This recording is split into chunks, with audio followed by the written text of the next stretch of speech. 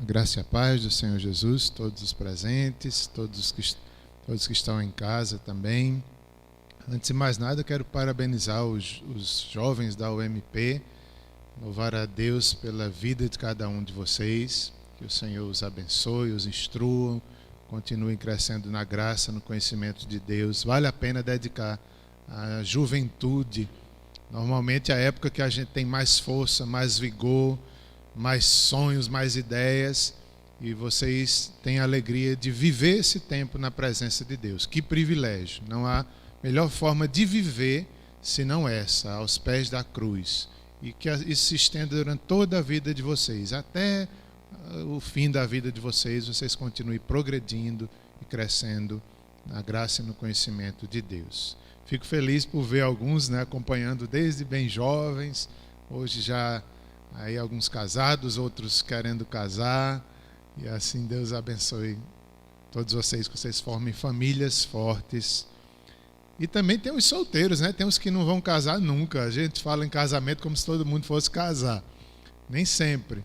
Tem aqueles que Deus chama para o celibato, que também são uma bênção, Eu não estou falando de ninguém especificamente, mas é uma bênção também, viver como solteiro, fiel a Deus todos os dias da vida. É bênção de Deus também.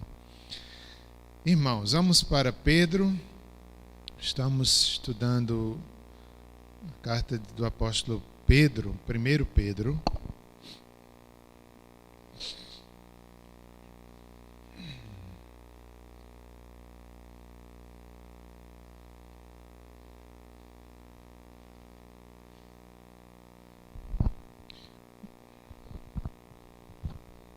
Capítulo 4, versos 12 a 19.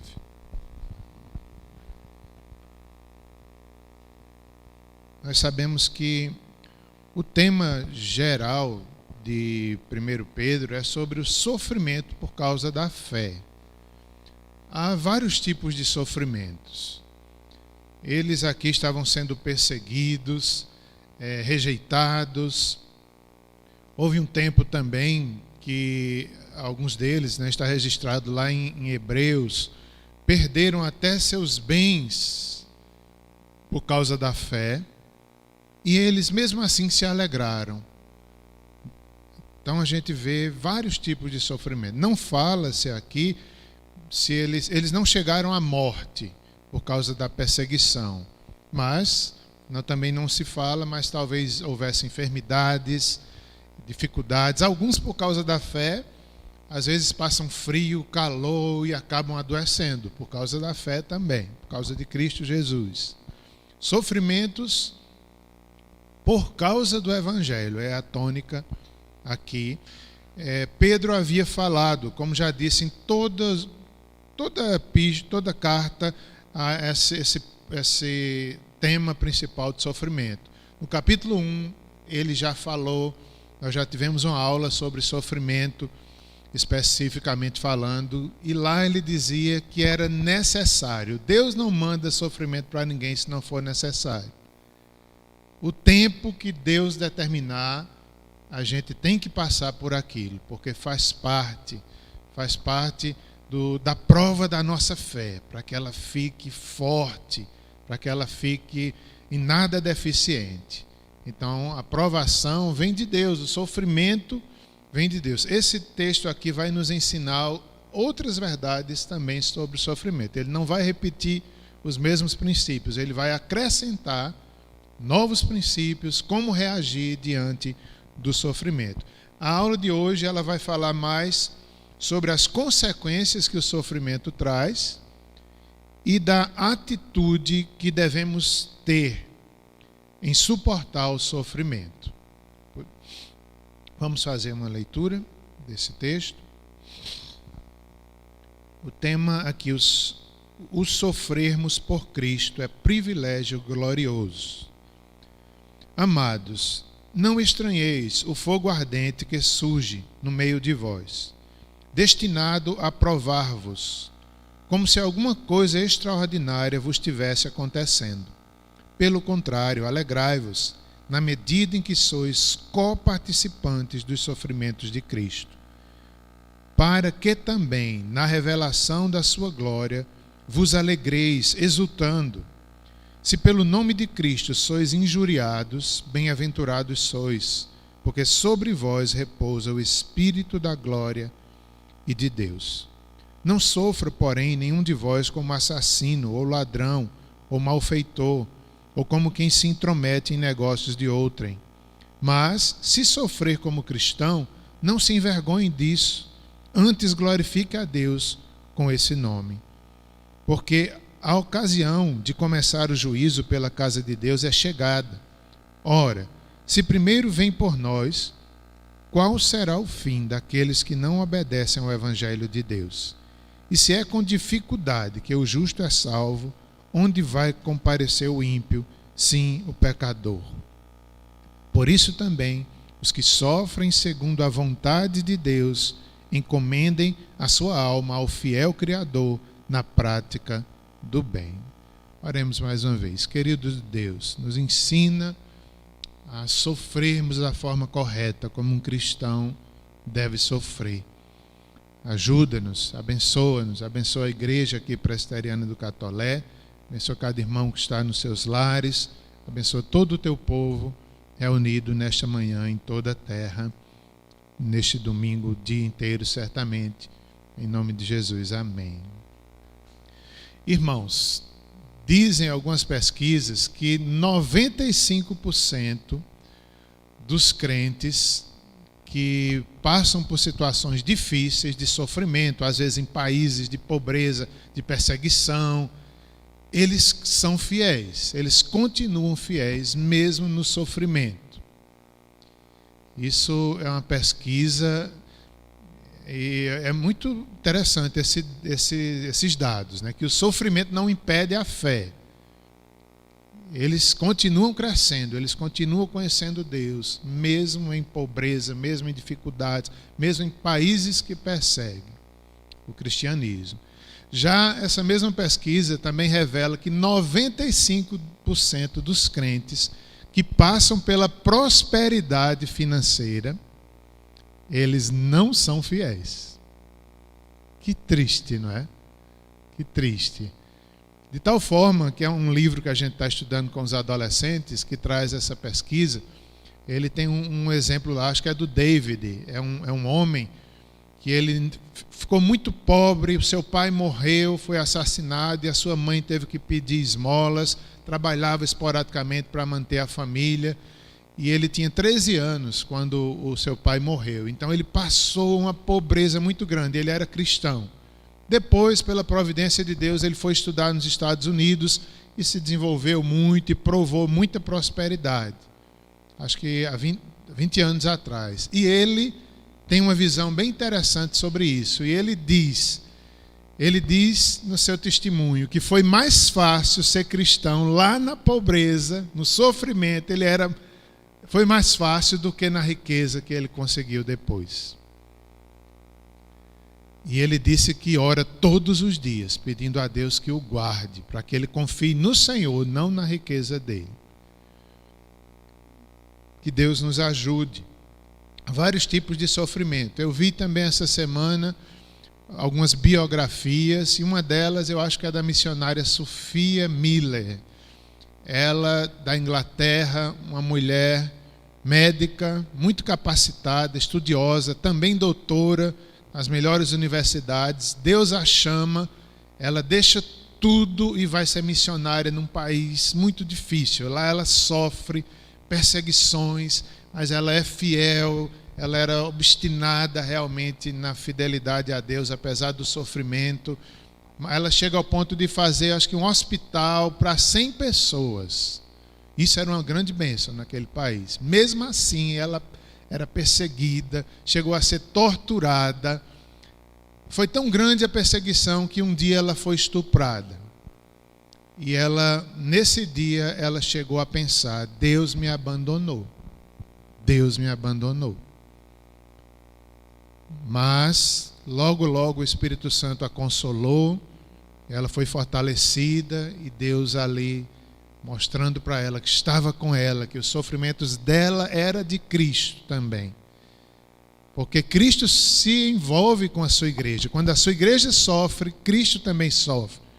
Esse texto vai falar sobre isso, sobre o resto dos sofrimentos de Cristo. Que nós que vamos sofrer, mas Cristo está sofrendo quando a igreja sofre. Aquela irmã, ela teve que voltar para a Inglaterra, passou acho que um ano se tratando, emocionalmente ferida, abalada, quebraram acho que os dentes dela, ela foi fazer o tratamento. Depois de um ano ela estava bem melhor. O que foi que ela fez? Ao invés de se revoltar, ela chegou para a junta missionária e disse: eu quero voltar para o mesmo lugar, Deus está me chamando de volta.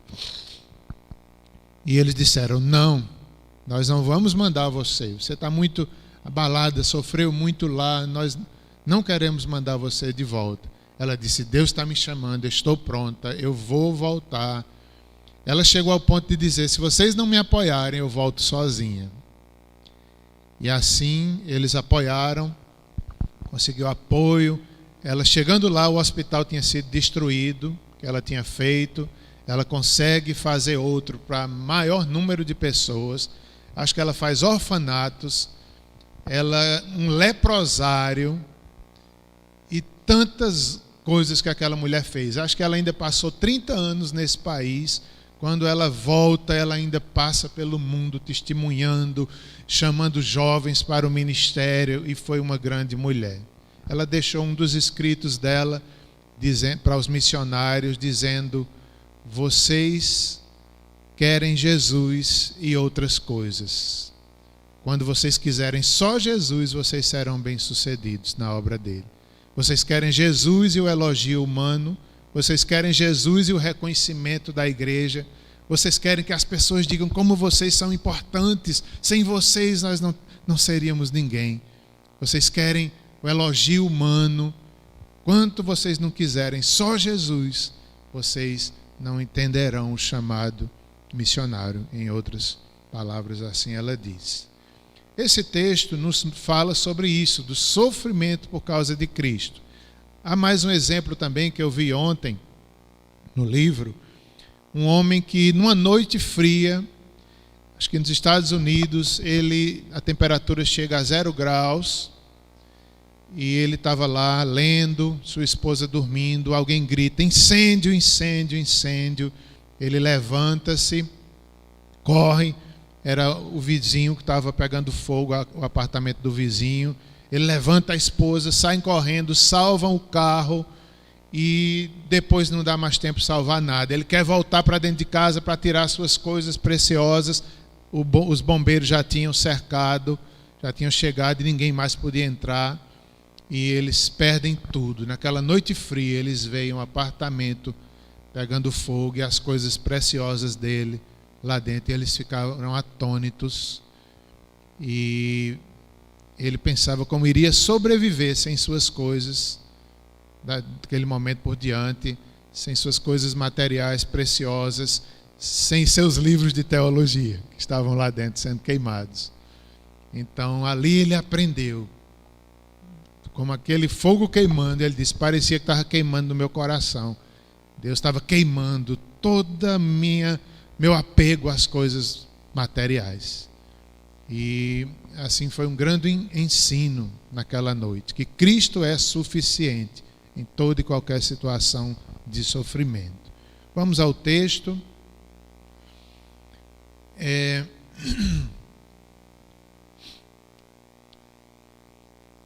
Antes de seguir o texto, eu quero citar alguns comentários sobre Gênesis, capítulo 6. A tristeza de Deus pelo pecado humano. É lá em Gênesis que a gente vai começar a entender o porquê do sofrimento, que ele é necessário. O que Adão e Eva fizeram realmente foi lamentável, foi terrível. Consequências, sofrimentos. Sofrimentos misericordiosos, que ainda era chamando o homem ao arrependimento, chamando a uma aliança. Esse homem, os descendentes, ali antes do dilúvio, estavam terrivelmente longe do Senhor. E era necessário o dilúvio para Deus, digamos assim, para Deus defender a sua justiça, a sua glória, o seu caráter. Se fazia necessário para que o homem aprendesse. Deus poderia ter destruído toda a raça humana, mas Deus refaz a partir da família de Noé, diminui a idade de 900 e pouco, agora vai baixando a idade dos seres humanos, 120, depois foi estabelecendo na que hoje nós vivemos.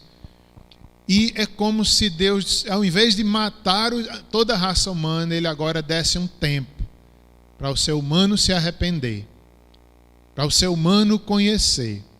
E qual é a ideia? A ideia é que a vida que nós temos aqui é um tempo para que a gente conheça Deus. É um tempo de sofrimento.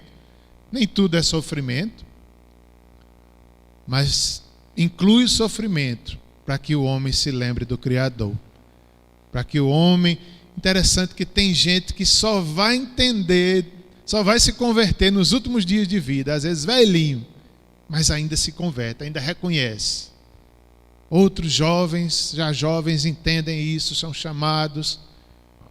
Então, essa vida nossa, claro que não é só isso. Deus tem um propósito, devemos viver para a glória de Deus, podemos nos alegrar, podemos viver intensamente, mas com sofrimento. A gente precisa do sofrimento. Ai de nós se não existisse a morte, como nós éramos orgulhosos, como nós estávamos longe de Deus. Até a morte a gente diz, Senhor, tu tens razão, era necessário. Até as lutas mais difíceis a gente diz, Deus tem razão, Ele sabe porque fez isso. É o processo de santificação.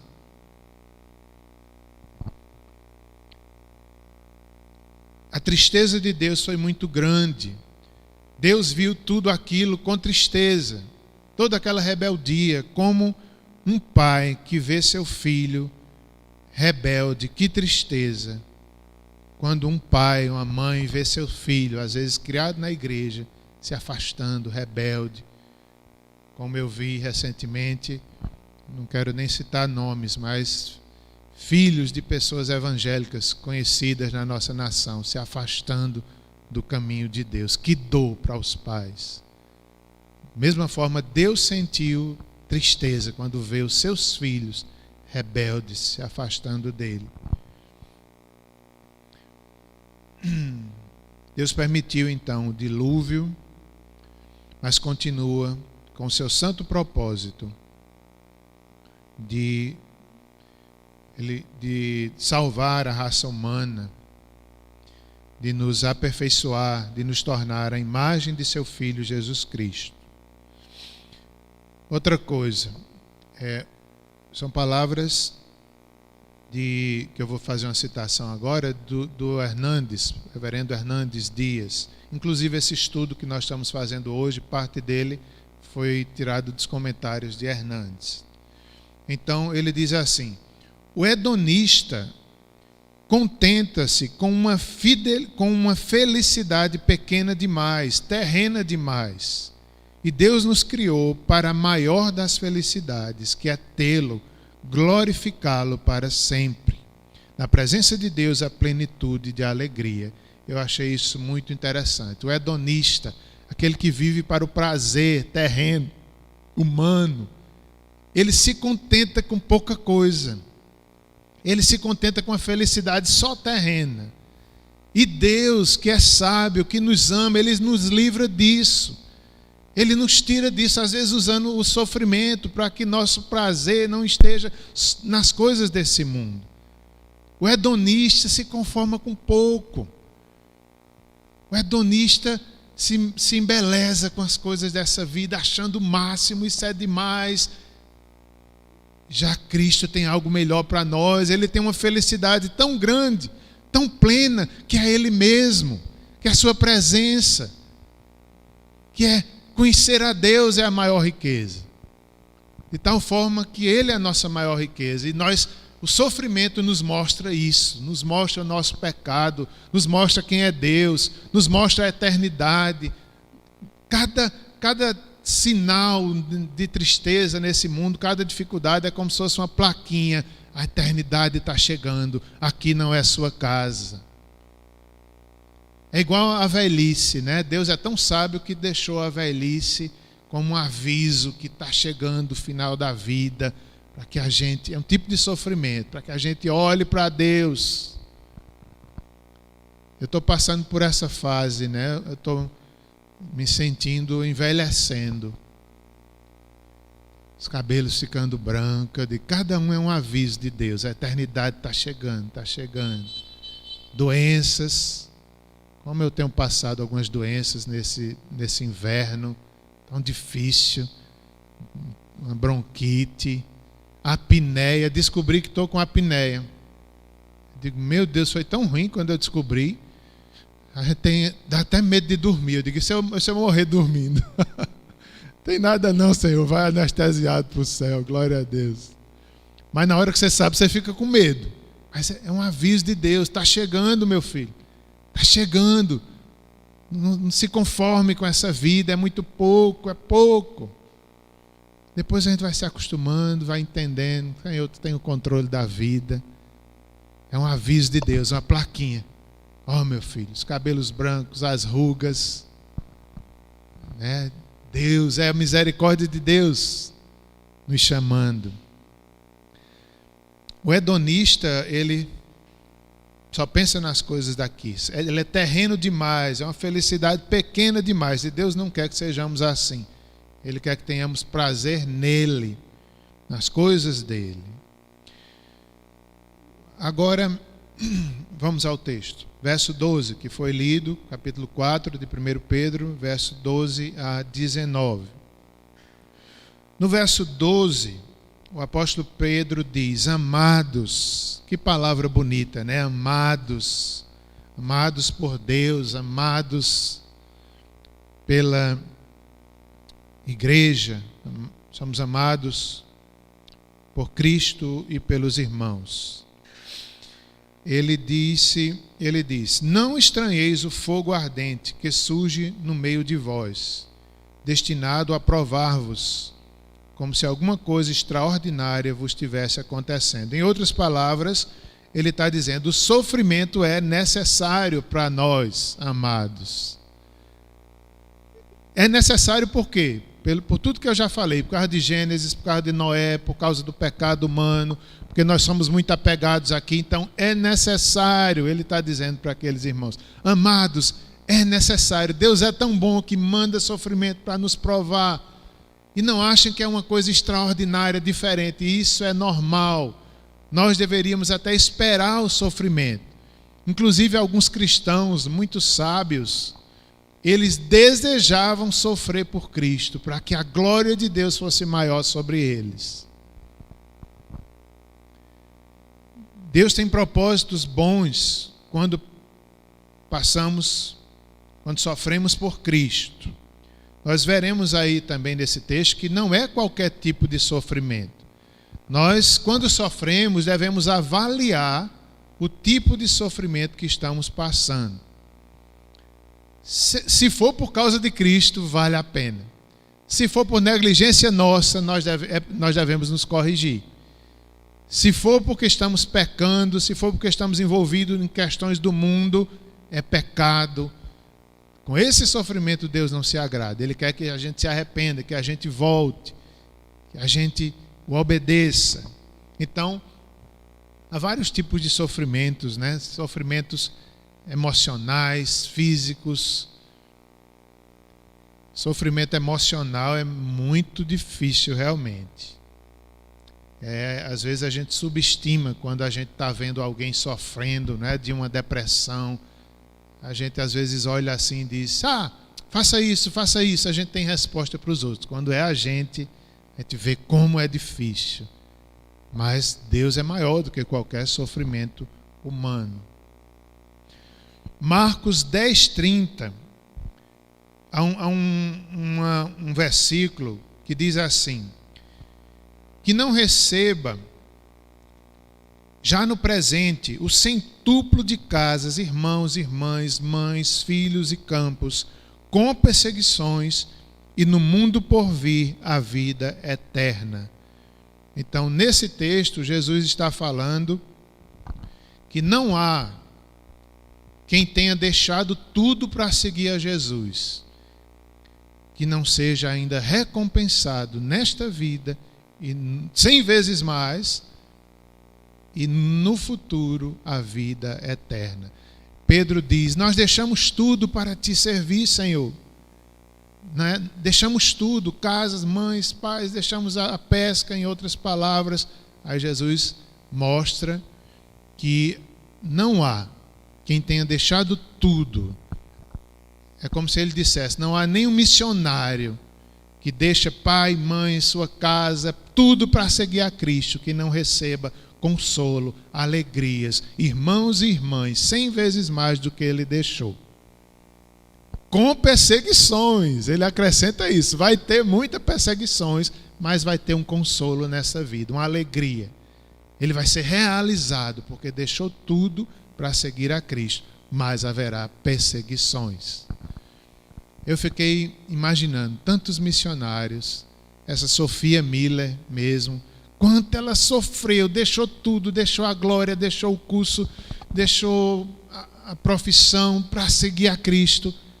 Como ela recebeu de amigos, de irmãos, de aquilo que era só para ela, Deus multiplicou, até hoje nós falamos nela. Mais de 100 vezes ela recebeu de alegria. Eu olho para a minha própria vida e fico pensando como foi difícil alguns anos atrás deixar tudo por causa de Jesus. Ainda hoje, né? Todo dia cada um de nós tem que renunciar a si mesmo, negar-se a si mesmo por causa de Cristo.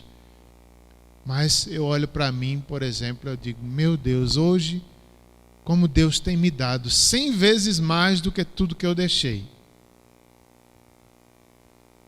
Irmãos e irmãs, eu fico olhando assim, eu digo: como eu tenho irmãos e irmãos queridos, na igreja, mãe, pai, deixei por causa de Cristo. Hoje eu tenho tanta mãe, tanto pai, irmãos da igreja, queridos, que oram, que apoiam. Poxa, eu digo, é verdade, bem que Jesus disse. Com perseguições, mas se cumpre na vida dos missionários, não só dos missionários, mas todo o povo de Deus. Há uma recompensa ainda nessa terra, mas aqui não é o fim, há algo maior. Por fim, a vida eterna. Por fim, a vida eterna. Em João 16:33, Jesus disse: no mundo passareis por aflições, mas tende bom ânimo, eu venci o mundo.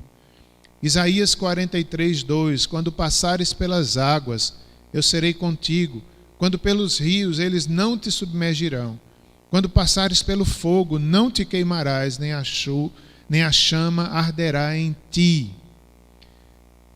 Várias passagens da Bíblia, nós vemos esse princípio. Deus muitas vezes não poupa o seu povo do sofrimento, mas Ele está com o seu povo no meio do sofrimento.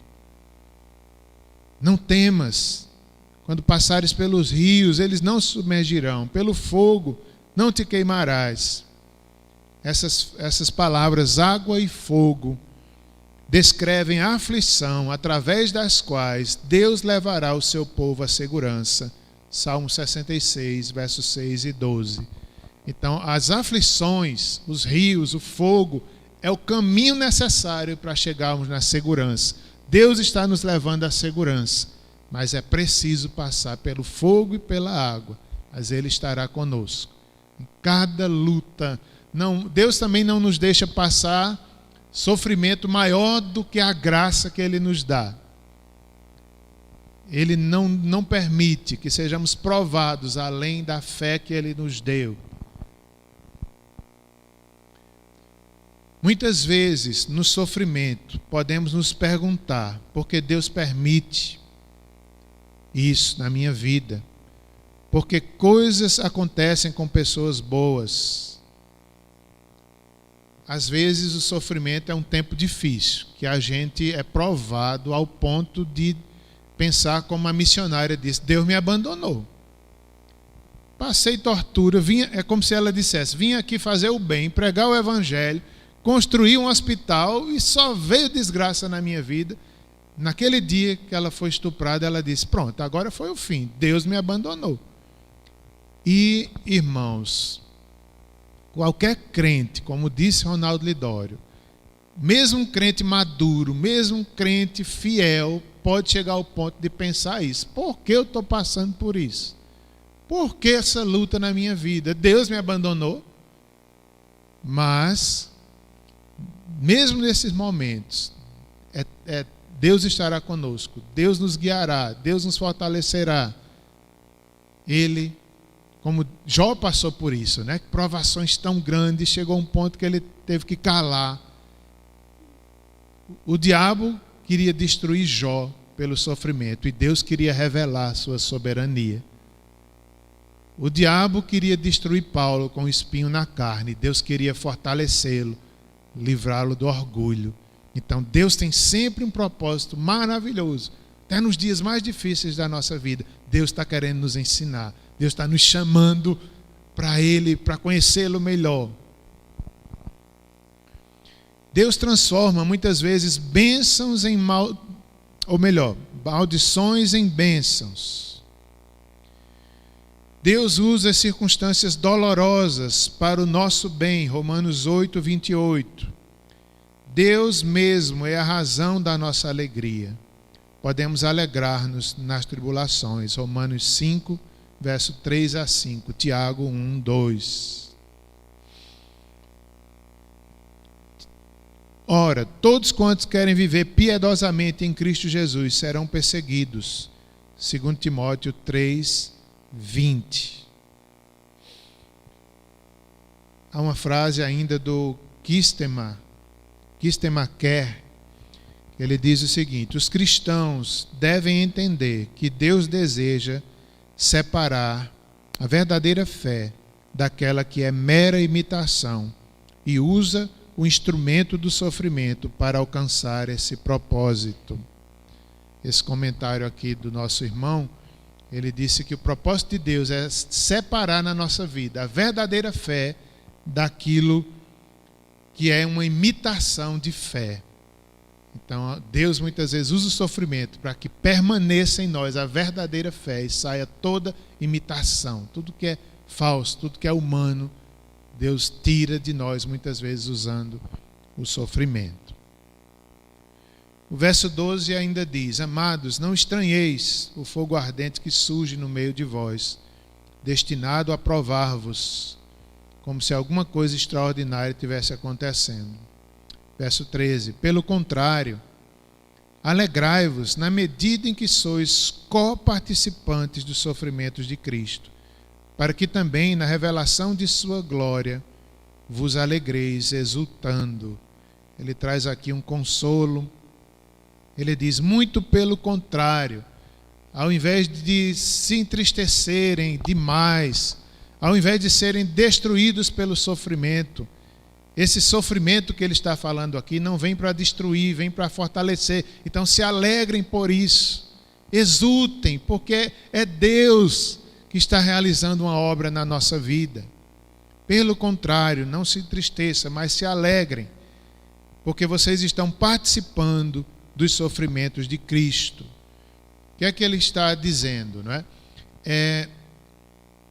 Os sofrimentos de Cristo ali na cruz foram suficientes para nos salvar. Mas há um tipo de sofrimento que nós, a igreja, ainda vamos passar, que é quando ele diz aqui que somos coparticipantes dos sofrimentos de Cristo. Quando nós sofremos pelo Evangelho, são os sofrimentos de Cristo que pertencem a nós. Ao mesmo tempo que Cristo também sofre quando a sua igreja sofre. Há uma identificação. É aquilo que Cristo disse, não é, a Paulo ali na estrada de Damasco: por que me persegues? Quem persegue a igreja, persegue o próprio Cristo. Os sofrimentos de Cristo, nós somos participantes. Nós somos chamados não somente a crer, mas também padecer por Ele.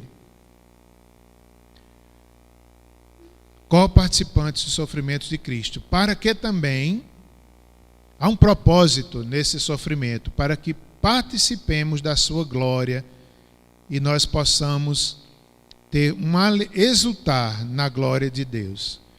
Então, nós participamos da glória, participaremos da exultação. Esse é um grande consolo. O sofrimento não é o fim, há uma glória. Participaremos das bênçãos de Cristo. Se participamos dos seus sofrimentos, participamos da sua exultação, participaremos da sua glória. De tal forma, como diz o apóstolo Paulo em outro texto, que todo sofrimento humano um dia será bem pequeno diante da glória que há de ser revelada em nós. Será pequeno, porque todo sofrimento que passamos aqui, ele é terreno, ele é limitado, ele é pequeno diante da eternidade e diante da glória de Deus. Um dia lá, quando nós estivermos nessa glória, nós vamos dizer certamente, valeu a pena participar dos sofrimentos de Cristo. Que glória, que privilégio. Participamos das lutas na terra, mas participamos também das bem-aventuranças do céu. Verso 14. Se pelo nome de Cristo sois injuriados, bem-aventurados sois, porque sobre vós repousa o Espírito da glória de Deus. Também esses irmãos aqui estavam passando por perseguições, por injúrias, por mentiras. Alguns falam até que a polícia estava perseguindo eles, a polícia daquela época, né, o exército.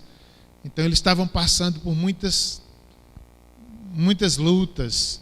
E Pedro disse, se é pelo nome de Cristo, vocês são felizes. Vocês são felizes por ter esse privilégio de sofrer pelo Evangelho. Vocês são bem-aventurados se Deus está escolhendo vocês para o martírio, para o testemunho, para o sofrimento. Vocês são felizes por isso. Não só Pedro, mas outros textos bíblicos falam. Pedro mesmo e João, certa vez, se sentiram felizes porque eram dignos de sofrer por causa do Evangelho. Na história da igreja, vários irmãos se sentiam felizes porque foram escolhidos para sofrer por causa de Cristo. Só quem entende isso é quem prova o Espírito da glória de Deus. Porque aqueles que provam grandes perseguições por causa de Cristo também provam grande poder do Espírito Santo na sua vida. A glória de Cristo vem sobre os sofredores. A glória de Cristo consola, ajuda, fortalece, sustenta. Toda a história da igreja mostra isso, que os missionários, os irmãos mais sofredores, às vezes foram que provaram o maior poder do Espírito Santo. Verso 15, ele disse que não sofra, porém, nenhum de vós como assassino, ladrão, malfeitor, ou como se intrometesse em negócios de outrem. Então, é esse tipo de sofrimento aqui que Deus não quer que a gente tenha. Sofrer pelo pecado, Deus não quer. Sofrer por quebrar os mandamentos de Deus, por desonrar a palavra de Deus, isso aí não. Mas se for por causa de Cristo, é honroso, é glorioso. Mas se sofrer como cristão, não se envergonhe disso, antes glorifique a Deus com esse nome. Na hora do sofrimento, é a hora de nós reconhecermos o senhorio de Cristo na nossa vida, como cristãos. Se for da vontade de Deus que passemos pelo sofrimento, qual é a atitude correta? É quebrantamento. Na hora que estamos sofrendo, é pedir graça a Deus, é dizer, Tu és Senhor da minha vida. Cristo é Senhor. E eu me dobro, eu aceito, eu reconheço, eu te peço forças. é santificar a Cristo no nosso coração. Isso não é fácil. Nos dias mais difíceis, a gente fica com dúvida, a gente fica com perguntas, a gente acha que não merece, mas ao invés de estar cheio de dúvida, a gente deveria se dobrar. Senhor, eu aceito, Tu és Senhor da minha vida. Assim como Abacuque se alegrou em tempos de tribulação, o cristão deve ter essa atitude correta. Se sofre como cristão, não se envergonhe disso, antes glorifique a Deus com esse nome. Como Abacuque, como outros profetas se alegraram. Abacuque, ainda que a figueira não floresça, me alegrarei no Deus da minha salvação.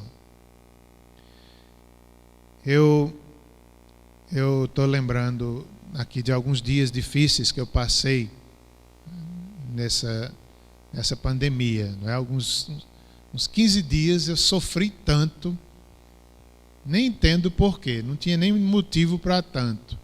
Mas quando Deus quer provar a gente, Ele prova e a gente tem que passar por aquilo mesmo.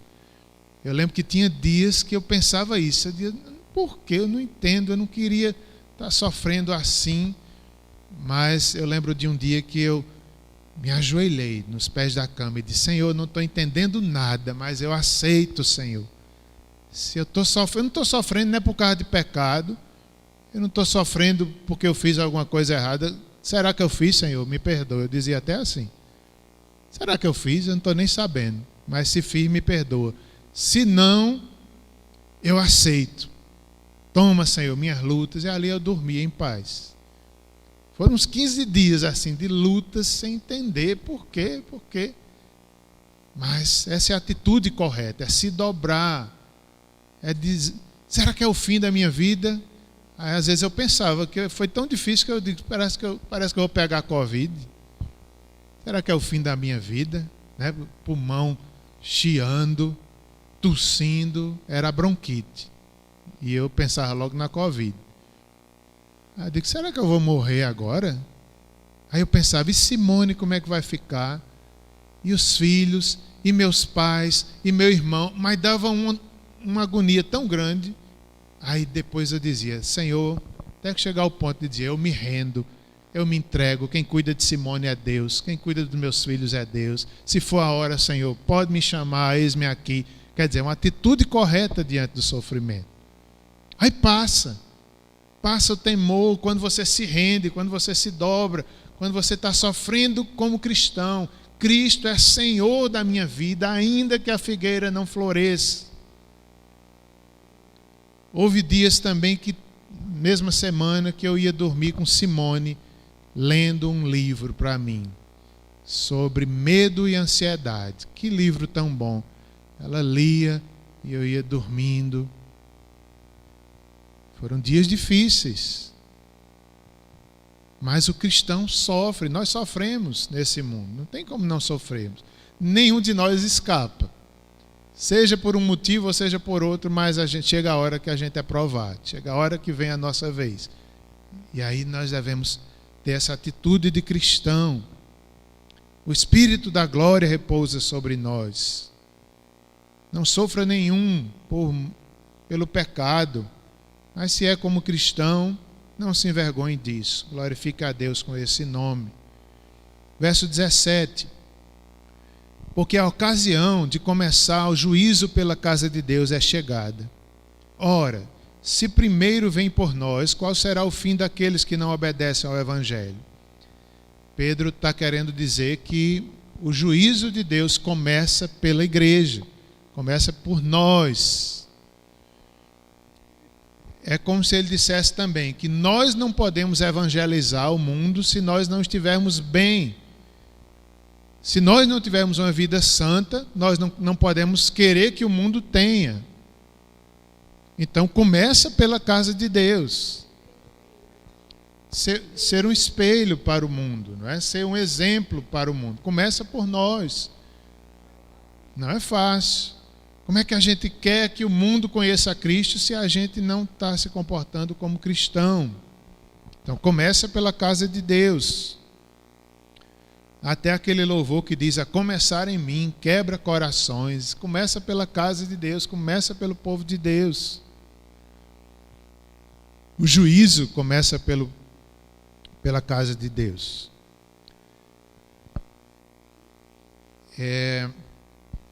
O juízo começa pela casa de Deus, é chegado. Se começa pela casa de Deus, qual será o fim dos incrédulos? Terrível, não é? Se é com dificuldade, como diz o verso 18, que o justo é salvo, onde vai comparecer o ímpio? Sim, o pecador. Então, o juízo de Deus não é fácil, mas é necessário. Deus sabe julgar corretamente todas as coisas em cada um de nós. Ele julga, Ele sabe, Ele avalia, Ele entende, Ele prova, Ele santifica, começando pela casa de Deus. Alguns pastores disseram, eu concordei, que nessa pandemia Deus está julgando o seu povo, julgando a terra. E eu acho que é verdade mesmo. Começando pela casa de Deus. Como nós fomos provados sem culto, né? Assistindo pela internet, longe dos irmãos, sem poder visitar uns aos outros, visitando de longe. Que tempo difícil. Se há uma morte, a gente não pode nem ir ao sepultamento. É tão difícil. Mas há uma lição nisso.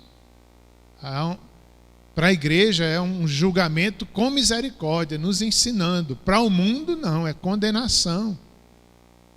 Para o mundo é justiça, é chamando os pecadores ao arrependimento.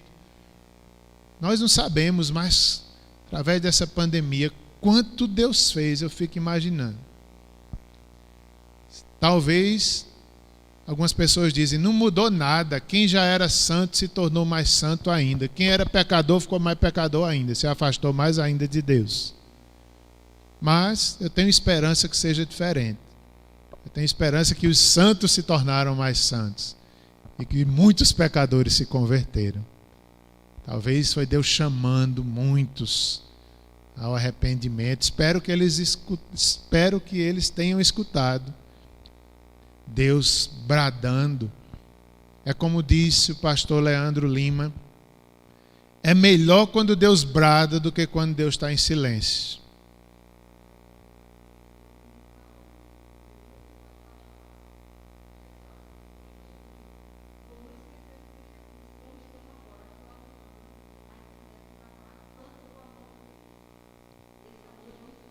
Tomara, é verdade.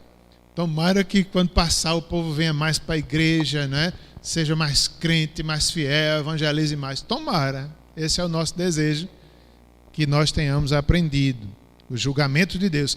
E imagine o julgamento final. Se a pandemia é um julgamento, é apenas uma amostra pequena. Se é que é, o julgamento de Deus é como se Deus estivesse dizendo, olha, isso é uma amostra do que vai ser o final, que ninguém escapa do juízo final. No juízo final não é mais misericórdia não, é justiça pura, é condenação para os pecadores. Espero que nós tenhamos aprendido, sermos mais santos, vários pecadores se arrependam. E o último verso, para nós passarmos para a Santa Ceia. Por isso, também os que sofrem segundo a vontade de Deus, encomendem a sua alma ao fiel Criador na prática do bem. Então, se sofre pela vontade de Deus, não reclame, se submeta, clame e recomende, se entregue ao Criador e pratique o bem. É como também se dissesse assim, se você está sofrendo, o sofrimento não lhe impede de servir a Cristo, de servir o próximo, de servir a igreja. Enquanto você sofre, não foque no sofrimento, mas sirva aos irmãos, sirva a Cristo, faça alguma coisa. Faça alguma coisa. Às vezes, irmãos, o sofrimento é tão edificante, para finalizar, que eu vi aqui o missionário Edmundo dando um testemunho aqui para os pastores num congresso alguns anos atrás. Um missionário muito experiente, mais de 50 anos, mais de 50 países ele evangelizou, e ele deu um testemunho que certa vez na vida dele ele estava enfermo.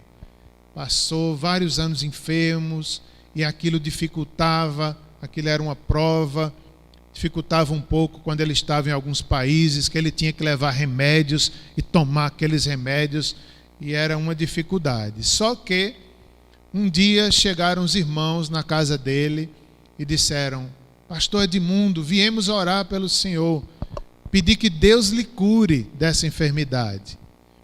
E ele disse assim: se é do agrado de Deus que ele me cure, eu aceito a oração. Mas eu quero dizer para vocês que essa enfermidade é uma bênção na minha vida. Era como se ele dissesse: eu não sei se eu quero ser curado não, porque me fez um bem tão grande, que era como se ele dissesse: eu prefiro ficar doente, porque eu confio mais em Deus, eu oro mais, eu leio mais a Bíblia. E aqueles irmãos ficaram como quem diz: oxê, o primeiro enfermo que não quer ser curado é esse.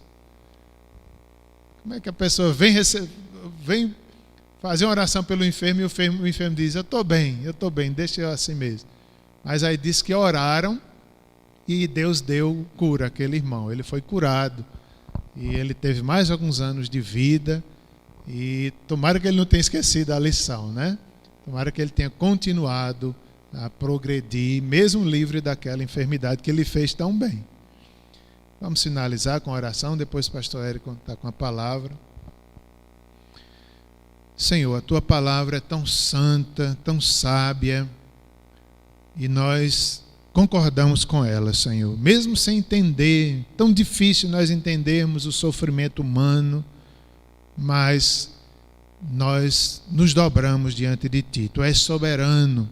O Senhor é poderoso para curar, para livrar, para dar provisões. E o Senhor é poderoso também para sustentar a Tua igreja quando ela é provada. Ajuda-nos, Senhor, em nossas provações, que tenhamos atitudes corretas, que possamos ver as más consequências do sofrimento por causa do pecado, mas também a gloriosa virtude do sofrimento por causa de Cristo. Fortalece a Tua igreja, fortalece cada um de nós. Em nome de Jesus, amém.